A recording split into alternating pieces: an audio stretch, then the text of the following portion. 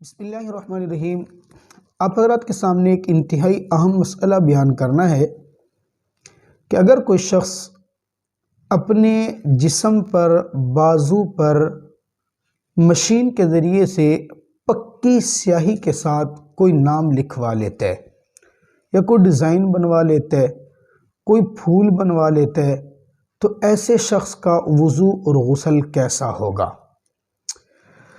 محترم دوستو، اس مسئلے کے جواب سے پہلے یہ سمجھیے کہ آیا جسم کے اوپر اس طرح پکا نشان بنوانا، گدوانا، گودنا، یہ لفظ ہیں، پکے جسم کے اوپر نشان بنوانا جائز ہے یا نہیں ہے؟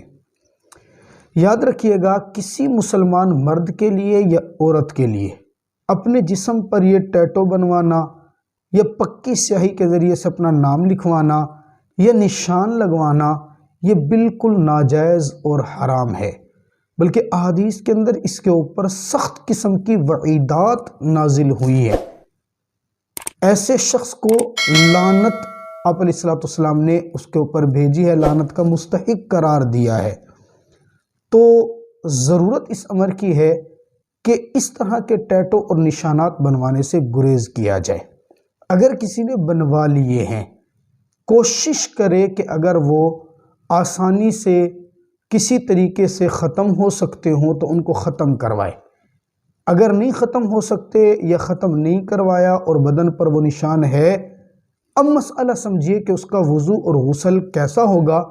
فقہا فرماتے ہیں چونکہ وہ بدن کے اندر پیوست ہو چکا ہے تو اس کے اوپر جسم پر پانی تو آئے گا، لہذا اس کا وضو اور غسل ٹھیک ہو جائے گا۔ تو یوں سمجھ لیجئے کہ مسئلے دو ہوئے، ایک ہوا اس کا بنوانا کیسا ہے اور دوسرا ہے کہ اگر بنوا لیا تو وضو اور غسل کیسا ہوگا۔ اس کا بنوانا جائز نہیں ہے، لیکن اگر بنوا لیا تو اس کے اوپر وضو اور غسل درست ہو جائے گا۔ اللہ تعالی ہمیں سمجھنے کی توفیق عطا فرمائے۔